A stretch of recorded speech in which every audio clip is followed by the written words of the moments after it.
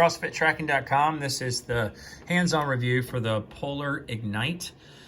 One of my favorite overall CrossFit watches because it is affordable. It does excellent tracking for workouts, loads, sleep, recovery, all of those basic components. And it's got an actual screen that you can read very legibly, very easily.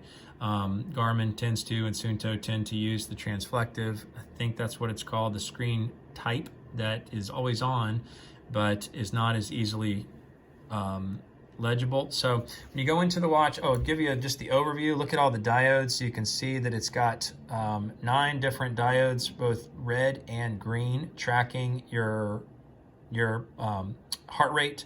You have the 20 millimeter quick release bands, which is fantastic. And you can even see just in the design of the watch, there's only one button because it's a touch screen, a recessed button. So you don't have really any fear or issue, I haven't, at pushing the button, but it's also easy to lock it. So you go into the watch and you have the basic time, and then you have the workout mode time. You have just the general day. You have your activity level, your heart rate level, training history, and your sleep and recovery. So I just got this. I didn't do the full hands-on review when I did the full test. So we're not going to get into what the training looks like, unfortunately, in the hands-on. But with each of these, you push the center of the screen and it'll tell you how much activity you had so far today. And that's how you get your basic stats on the watch. So you can go into it, you get your heart rate so far, and then it even shows you your lowest heart rate of sleep. That's the training session. So you would go in here and you'd have your training log. So it only keeps 2 weeks of training sessions loaded. Here you would click in and it would show you the components. I took pictures of those so you can see what components would be visible on the watch through the pictures you can see on CrossFitTracking.com.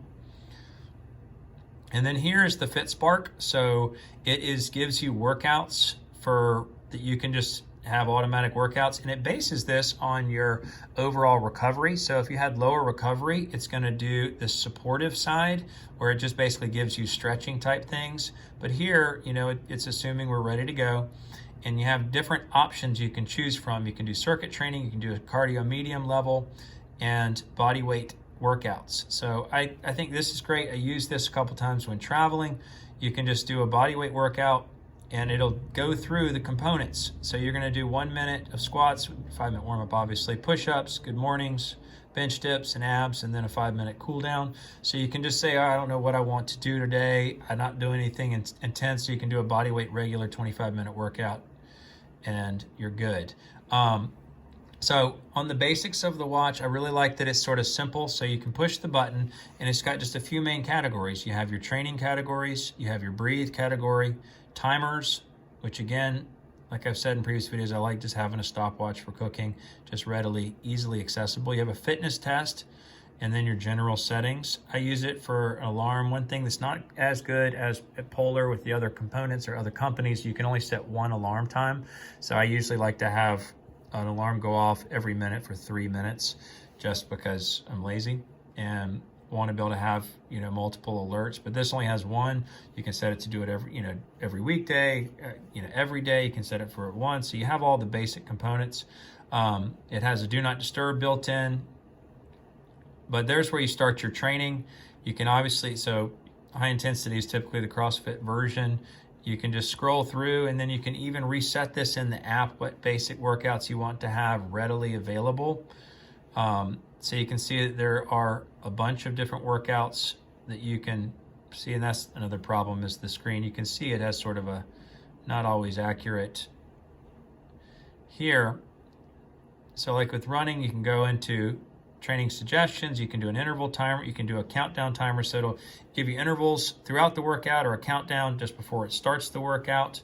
And as you saw in the previous screen, great, it's looking for GPS. It's found a heart rate because my finger's sitting on the back of it. So when that turns green, you found GPS and you can start it. You start it by pushing the button and you're off to the races. So when you're in the watch itself at any point in a workout, one thing that's great about it is you just scroll down and you can just hit do not disturb and you can lock the watch. So now it's locked. You're not going to have an accidental button press. You're not going to have a screen press. And to undo it, you hold the button down and it unlocks it. This same little availability is available, no matter where you are, what time. The battery life on this is not fantastic, so it's definitely going to need a charge every day. So I'm down about 25% just since charging last night. Now this is a more recent pre-owned watch that I used. I got better battery life on the one that I had, so I'm not sure if there's a battery issue on this one in particular. On the one that I did a full review for on the site already, gives more accurate battery estimates for the Polar Ignite, because I had one that was functioning perfectly. You scroll up for obviously scroll up for your notifications.